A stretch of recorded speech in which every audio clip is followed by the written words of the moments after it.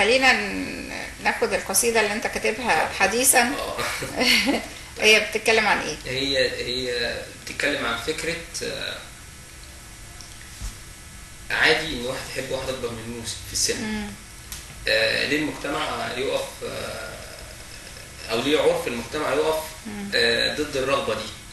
كام واحد حب واحدة اكبر منه في السن ولما جه يتقدم لها والموضوع يخش في الجد وقف.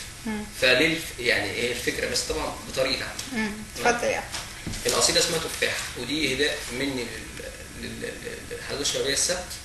أستاذة ندى وأستاذ أيمن حجازي حبيبي. أستاذة إيناس ندى. إيناس ندى، أستاذ أيمن حجازي أخويا الكبير، أستاذ أمين حسين حضرتك. شكرا. تمام. القصيدة اسمها إيه؟ تفاح. ولسه الشعر مش بيضة، ولسه جسمها ممشوق، وخدني الشوق، نظرة عيونها الدبلي ولا غمزات الخدود، نغم صوتها نغم النهاوند في عود بيسطني، ونظرة الكسوف منها رياكشنها بيفصلني. نغم صوتها نغم النهاوند في عود بيفصلني، ونظرة الكسوف منها رياكشنها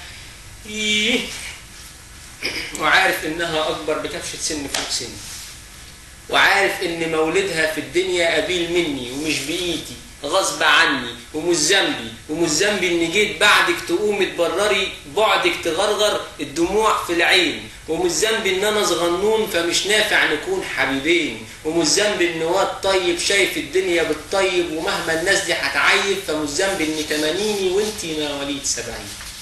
ونظرة الكسوف منها رياكشنها بيفصلني. قالوا لك الكتير عني، قالوا لي غاوي يصطاد البنات بالكوم، قالوا لك سحر كلماته ودلعه كمان وحركاته يكون ظالم يقول مظلوم، فردي غبتي يا غالية وعارف ان كان قبلي. قالوا لك من كلام زبل، جابوا لك محصول البساتين ولفوا لك بوكيه ورده. انا غيرهم، انا المستقبل القدام، انا عوضك عن الايام، واوعي تسمعي ليهم دول طمعانين في لحظتنا، ده لان قريبه زفتنا، وانا بدعي يا رب ثبتنا انا وانتي، ورب لوحده تالتنا، تطوعيني ورحصونك ولوني يبقى على لونك، ده انا عشقك ومجنونك، تعالي ونوري بيتنا.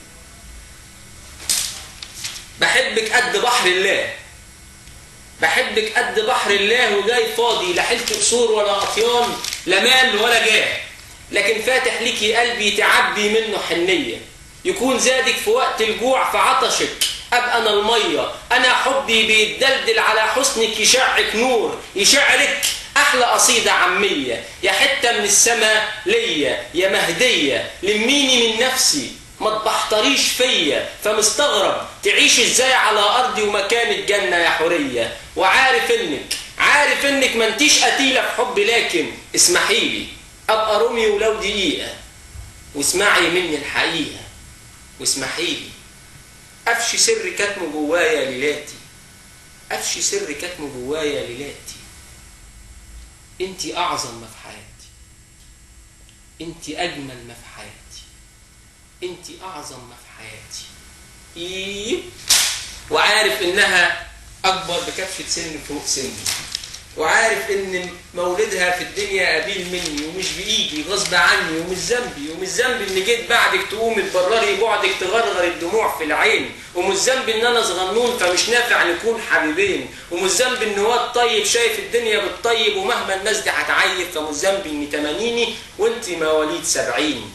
يا تفاحة يا طراحة يا سواحة ببلاد الله أنا سكنك، يا تفاحة يا طراحة يا سواحة ببلاد الله أنا سكنك، فاسكنيني وعيشي فيا، مددي دماغك شوية ناحية الضلع الشمال، يا وارثة الحتة الشمال، أنا بعشق شكل سلسلتك متدلدلة على رقبتك بتندهلي، وأنا جايلك على مهلي عشان مكسوف حموت من الخوف تصديني ترديني، يا ملك العقل والوجدان وقلبي وروحي وسنيني، فأنا صاحي وأنا مركز، فمحدش يقول لي أفوق، لأن الشعرة مش بيضة ولسه جسمها ممشوق.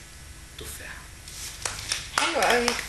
انت احلى كمان من الشعر الاداء، يعني انت ادائك التمثيلي انا فعلا في لحظات كنت بفتكر ان انت نسيت بجد يعني، بس هي الاداء حلو قوي كمان.